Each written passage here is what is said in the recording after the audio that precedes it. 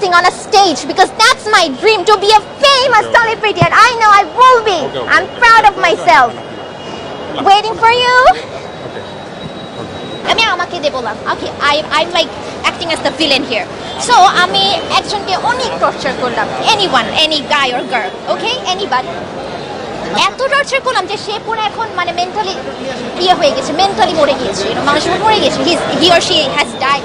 I want this video to be worldwide. আমি এই ভিডিওটা চাই পুরো worldwide হতে. Listen to me, all the people in the world. Those two people over there are not my mom and dad. They are criminals. They made me suffer since birth. জন্ম থেকে আমি suffer করেছি, from since birth I suffered. In simple words, they are child abusers, and child abusers should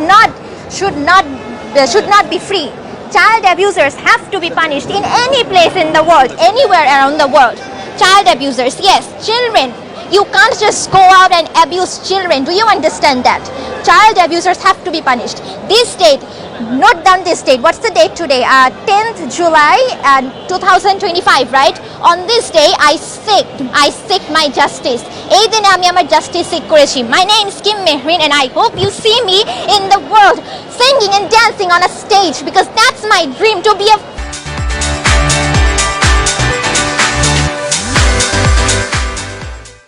একজন যখন mentally পুরো মারা যায়, একজন like when someone is extreme pain, যখন তার একদম ক্রিটিক্যাল লেভেলে ডিপ্রেশন চলে আসে, দ্যাট টাইম সেই পার্সনের আর কোনো হোপ থাকে না যে পৃথিবীতে এই ওয়ার্ল্ডে তার জন্য কিছু আছে কিনা।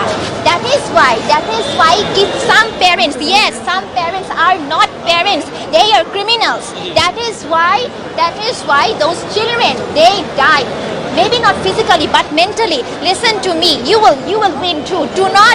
Do not tolerate injustice, do not tolerate abuse. Speak up for yourself, all right? This is your world, this is your right. You are here in this world, you have every single right to do whatever you want to live your life. Do not tolerate abuse from just some other human because you are a human. That's it. Child abuser, physical harassment, mental harassment, and emotional harassment, all these kinds of harassments. Judge was listening to us and their lawyer was telling like as if I am their property, you know, I'm not a human, as if I'm their property, like ami manush na, ami tader property. They were talking like this. So what I did is that, like, excuse me, I am not a property, I am a human being, and nobody, like bare minimum, nobody has the right to just come and abuse me. I was a child. Then it would be like I also have the right and go and then abuse someone. Do I? I don't think I have the right to abuse you, do I?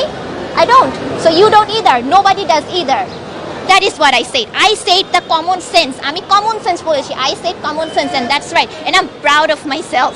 Oh, they didn't say anything. তারা কিছুই বলেনি. They are the criminals. What will they say? আমরা সাবমিশনে বলেছি জাতিসংঘের ইউনিসেফের শিশু প্রতিবেদনের একটি গবেষণা দেখা গিয়েছে একজন নারী বা শিশু যতটা না বেশি ভয় পান অন্য লোকের আক্রমণকে, তার থেকে বেশি তারা ভয় পান নিজ পরিবারের সদস্যদের দ্বারা পারিবারিক সহিংসতা ঘটানোর আক্রমণকে। বিজ্ঞ আদালত আজ উভয় পক্ষের বক্তব্য শুনেছেন এবং আমরা বিজ্ঞ আদালতের কাছে ন্যায় বিচার প্রার্থনা করেছি যেন বিজ্ঞ আদালত বাংলাদেশের পারিবারিক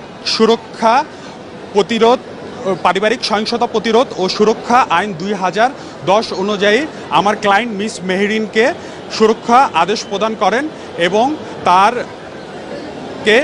বিজ্ঞ আদালত তার মেন্টাল হ্যারাসমেন্টের জন্য ক্ষতিপূরণ প্রদান করবে। দায়ের করেছেন মেহরিন আহমেদ তার বাবা মায়ের বিরুদ্ধে। আমি তার বাবা মাকে আজকে আদালতে রিপ্রেজেন্ট করি।